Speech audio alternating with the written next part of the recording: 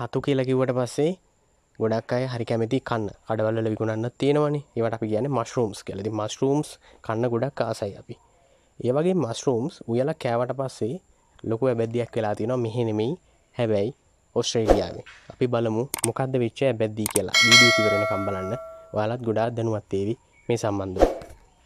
This is going to tell another unimaginable story. මේ කියන්න යන්නේ this is going to tell මේ කියන්න යන්නේ another තව unimaginable කියන්නේ හිතා ගන්න බැරි story කතාවක්. Can several members of the same family die after a meal like this? මේ වගේ කෑමකට පස්සේ එකම පවුලේ කීප දෙනෙක් පවුලේ සමාජිකයෝ කීප දෙනෙක් මැරෙන්න පුළුවන්ද මේ කෑමකින් පස්සේ? Can several members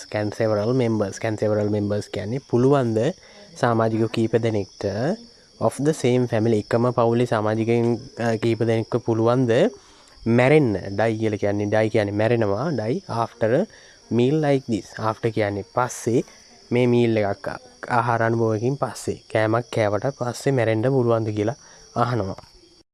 ඒත් ඒ වගේ නිවුස් එකක් වාර්තා වෙන්නේ ඕස්ට්‍රේලියාවේ. මම කිව්වනේ මේ සිද්ධිය වෙලා තියෙන්නේ ඕස්ට්‍රේලියාවේ කියලා. අපේ රටේ නෙමෙයි. ඕස්ට්‍රේලියාව වගේ රටකින් සමහර විට ඒගොල්ලෝ සමහර විට ඒගොල්ලන්ගේ ෆාම් එකේ වගා කරන හතුද දන්නෙත් නැහැ. එහෙම නැත්නම් කඩෙන් අරගත්ත හතුද දන්නෙත් නැහැ. කඩේ තියෙන දේවල් නම් ගොඩක් දුරට අපිට හිතා ගන්න අමාරුනේ. පැක් කරලා තියෙනවා. නමුත් කොයි විදියට එන දේවල්ද කියලා අපි දන්නේ. සමහරට මොනවා හරි ක්‍රමයකින් එක්ස්පයර් වුණාද දන්නෙත් නැහැ. අපි බලමු මොකද්ද වෙන්නේ කියලා. But such a news reported from Australia. ඒ වගේ ප්‍රවෘත්තියක් වාර්තා වෙන්නේ අපට. වාර්තා වෙනවා කියන්නේ reported from Australia. ඕස්ට්‍රේලියාවෙන්. ඔයා නිකමට කල්පනා කරලා බලන්නකෝ. දැන් මේ වගේ සිද්ධියක් වෙන්න තියෙනවා කියලා අපි කලින් දන්නවද නැහනේ. අපින් කලින් දන්නේ නැහැ. ඒක නිසා මේගොල්ලෝ සුපුරුදු පරිදි රාත්‍රී කෑම වේල එහෙම නැත්නම් ඩිනර් එක ගන්න නැති සුපුරුදු පරිදි මේ රාත්‍රී කෑම වේල සුපුරුදු පරිදි ගන්න නැති වෙනදා පුරුදු විදියටම දැන් අපිත් එහෙමනේ කරන්නේ. ගොඩක් වෙලාවට all of this family මේ පවුලේ හැමෝම must have had dinner අරගත්තා වෙන්නේ නැති that same day මේ දවසේ එකම දවසේ and enjoyed the meal as usual. ඒ ආහාර වේල අරගෙන එක සුපුරුදු පරිදි මේ ආහාර වේල ගන්න ඇති. එහෙම මේ අපි සැක කරන්නේ නැහැනේ මේ කෑම කෑවට පස්සේ මේ මොනවා වෙයිද එහෙම කියලා හිතාලා නෙමෙයි කෑම ගන්නෙ. අන්න ඒ වගේ දෙයක් තමයි වෙලා තියෙන්නේ. අපි බලමු ඊට පස්සේ මොකද්ද වෙන්නේ කියලා. එයාලා නිින්දට යන්න හදනකොට එයාලට වෙනස් බවක් දැනෙන්නේ නැති.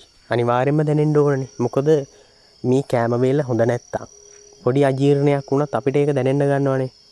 ඒ වගේ දෙයක් තමයි මෙතනත් වෙලා තියෙන්නේ. Then when they were about to go to bed. එයාලා ඇඳට යන්න හදනකොට නිදා ගන්න යන්න හදනකොට they might have felt එයාලට දැනෙන්න ඇති. feel එකේ past participle එක felt නේ. they might have felt එයාලට දැනෙන්නේ නැති වෙනසක්. different කියන්නේ වෙනසක් දැනෙන්නේ නැති. අනිවාර්යයෙන්ම එහෙම වෙනසක් දැනෙන්න ඕන. මොකද ආහාර අජීර්ණයක් වගේ වුණොත් එම්ම සමහර විට බිබිලි දානවා. ඒ වගේ දේවල් වෙනවනේ. ඒ වගේම මේගොල්ලන්ටත් මොනවාම හරි වෙනසක් දැනෙන්නේ නැති. අපි බලමු මොකද්ද කියලා. Even though they were about to go to bed as usual, they had a comfortable sleep as expected. නමුත් එසේ වුණත් එයාලා සුපුරුදු පරිදි ඇඳට ගියාට පස්සේ they had a comfortable sleep as expected. ඒගොල්ලන්ට ලැබිලා තියෙනවා සුපුරුදු පරිදි සුව පහසු නිින්දක්. ඒගොල්ලන්ට ලැබිලා තියෙනවා. ඔයා කල්පනා කරලා බලනවා දැන් මේගොල්ලන්ට හතු විස වෙලා තියෙනවා. නින්දට යනකොට කොහොමද සුව පහසු වෙන්නේ කියලා නේද? දිගටම බලන් ඉන්න මොකද්ද වෙන්නේ කියලා. Even though they were about to go to bed as usual. even though කියන්නේ නමුත් එසේ වුණත් they were about to go to bed as usual. එයාලා සුපුරුදු පරිදි ඇඳට ගියාම they had a comfortable sleep as expected. ඒගොල්ලන්ට සුව පහසු නිින්දක් ලැබුණා. හිතපු විදියටම සුව පහසු expected කියන අපේක්ෂිත විදියටම සුව පහසු නිින්දක් ලැබුණා. බලමු ඉස්සරහට මොකද්ද වෙන්නේ සුව පහසු නිින්ද ලැබුණාට මොකද්ද වෙන්නේ කියලා. එයාලා කොහොම හරි පස්සේ තමයි දැනගත්තේ ඊයේ අපි කාලා තියෙන්නේ විස සහිත හතු කියලා. It was only later. පස්සේ තමයි දැනගත්තේ that they found. ඒගොල්ලෝ හොයාගත්තේ the mushrooms හතු. that the mushrooms කියන්නේ හතු they had eaten last that night. ඒගොල්ලෝ කාලා තිබුණ හතු were poisonous. කියලා කියන්නේ විස සහිතයි කියලා. විස සහිත තමයි poisonous. ඒ පවුලේ සමාජිකයෝ 3 දෙනෙක් මැරිලා තිබුණා මේ විස සහිත හතු ආහාරයට ගැනීමෙන්. 3 members of the family. පවුලේ 3 දෙනෙක්. සමාජිකයෝ 3 දෙනෙක් had died මැරිලා තිබුණා after eating. කෑවට පස්සේ these poisonous mushrooms. මේ විස සහිත හතු කෑවට පස්සේ පවුලේ 3 දෙනෙක් මැරිලා තිබුණා. Within days of the incidents. දින කීපයක් ඇතුළත 70-year-old Gail and අවුරුදු 70ක වයස ඇති Gail සහ her 66-year-old sister. ඇයගේ අවුරුදු 66ක් වයස සහෝදරිය Heather Wilkinson died in the hospital. ඊට පස්සේ මොකද උනේ? දින කීපයක් ඇතුළත අවුරුදු 70ක වයස Gail සහ ඇගේ සහෝදරිය අවුරුදු 66යි වෙන්නේ.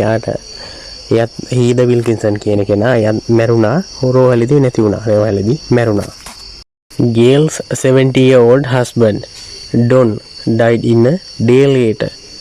ගේල්ගේ අවුරුදු 70ක් වයස වෙච්ච ස්වාමි පුරුෂයා කියන ඩොන් කියන පුද්ගලයා මැරුණේ දවසකට පස්සේ. died in a day later. මැරුණකට පස්සේ අර දෙන්න කලින් දවසේ මැරුණා දෙන්න හොස්පිටල් එකේදී අනිත් පුද්ගලයා ගේල්ගේ හස්බන්ඩ් මැරුණේ දවසකට පස්සේ. කොහොම හරි එහෙම තමයි ජීවිත තුනක් නැති වුණේ කෑමක් නිසා. මට ඔයාලට කියන්න තියෙන්නේ කෑමක් නෙවෙයි මොනවා වුණත් දෙපාරක් තුන් පාරක් බලන්න. ඊට පස්සේ තමයි ඔයාට හැමදේම තේරෙන්නේ කොහොමද හැම දෙයක් ගැනම හරියට පරීක්ෂාවෙන් බැලුවේ නැත්නම් අපි ගොඩාක් ලොකු අමාරුවක වැටෙනවා කියන එක. ඉතින් මේ වීඩියෝ එක අවසන් වෙනවා. ඔයාට බොහොම ස්තුතියි.